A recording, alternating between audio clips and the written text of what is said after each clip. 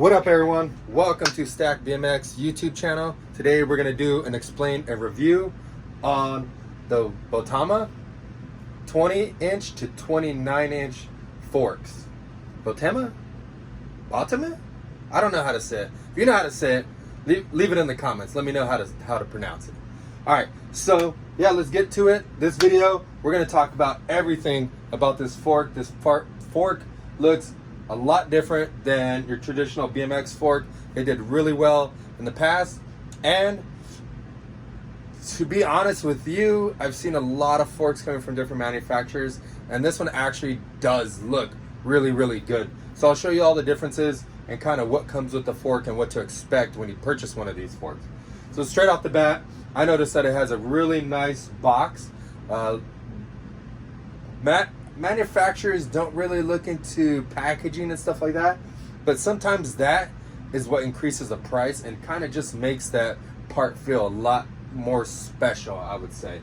So the box looks amazing. I know some people are like, oh, it's just a box, but we'll get to it in a little bit.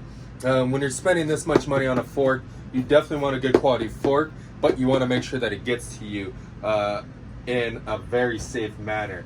So yeah, it's got a Jeff's signature right here on the box, and then I'm gonna open it up. I'm pretty sure it'll stay in here. This thing is packed pretty well. So yes, it's got an awesome styrofoam, packaging. Comes with the box. It also comes with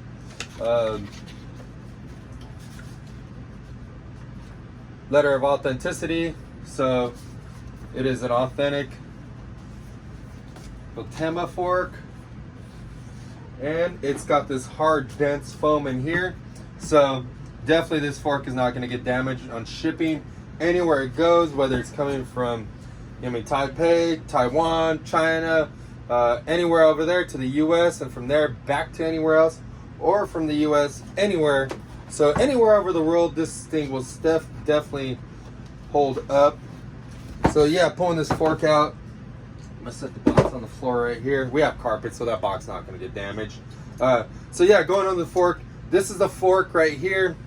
This comes with an updated 1.1/8 threaded steer tube.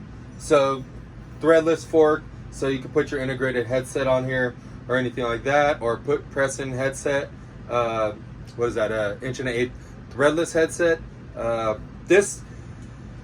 One thing I did notice on this fork is that most forks come with a built-in raise, which this fork did not come with a built-in raise, but I totally understand why they didn't do that. Just keeping the traditional old school style fork, I think that was kind of nostalgic on here. If you want to run a different lower race or anything like that, I think that's pretty cool that they did that. But at the same time, if you're running integrated or another one of those press-in headsets, maybe that upgrade in the future might be a good solution for them. But that's the only thing that I really seen besides this, but everything else looks super fantastic. The steer tube, awesome chrome. This thing is pretty narrow. If you're looking for a nice lightweight fork, this thing is lightweight, even though they state that the fork legs are thicker. I can kind of tell there's a lot of weight on the bottom, so these fork legs are really, really thick. Just from holding so many forks, I know for sure that these forks are going to be a little bit stronger than most of the other ones. This fork here was manufactured with all Tangy. If you know how to pronounce that too, put it in the comments as well. Let me know how to say that. All full chromoly tubing, steer tube, fork legs, and everything. So these things are going to be super strong. Looking at the welds, all the welds. I'm going to switch back over here to kind of help you out. So even the welds, I'm going to bring it up pretty close. Look at the welds. They look really, really good. And I've seen a lot of horrible welds and a lot of really good ones. And these are definitely by far some of the best looking welds. I think they did a really good job on that. Also too, is I assume that it had this and that it's going to be how would you say, like a pressed-in steer tube, but actually it's a one-piece steer tube. It looks pretty solid. See how it's not welded together or anything like that. You look inside, it's pretty narrow, pretty thin fork there. So that thing's pretty sick. Going to the front brake, it also has got a front brake hole, so if you want to run freight brakes, you could totally do that. What I noticed on these forks is, how about well, they come with the adapters for different size axles, but man, look, I just seen these welds. I got to show you these things look pretty sick. That's a long bead right there, and yeah, they look pretty good on there. So I noticed that, so I just want to show you that.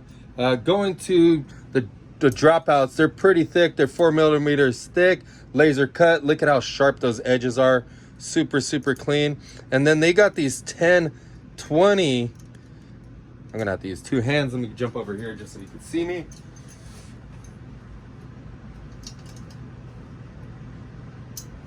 Oops, I would drop it. So it's got these 10-20 dropout adapters. I think this is probably where everybody's kind of freaking out, going, hey, I shouldn't buy this fork, or should I buy it? Are those gonna hold up? Dude, it's just a simple axle spacer made out of good quality aluminum. Look, it's 6061 T6 aluminum, and on both sides, I'm gonna set these forks down for a sec just to show you these things. So one of them has an O-ring right here and the other one doesn't. So if you're running the 10 millimeter axle, you can just slide it onto the other one like so, and it fits real snug. And then as you push it on there, it butts up perfect to this side. If you're running a 20 millimeter axle, you'll just run it without the actual spacer. So pretty cool design, because the aluminum's gonna get trashed before the actual chromoly of the fork gets trashed. So having those, I think, is pretty cool, because then you could just buy washers or anything like that. But don't get freaked out with them. They are super solid, you know what I mean? They're not going anywhere. It's definitely gonna clamp your fork blades, because if you look on here, the actual smaller spacer, I don't know if you can see it. Let me jump around here. The smaller spacer on the other side is actually not as thick as the inside one, and if you do it vice versa, when you're tightening up your wheel, it will pinch the fork leg or the dropout and keep it secured. But also too, I noticed, you know, I mean, I already said that the chromoly, the chroming looks really good, but I gotta show you this bottom cap.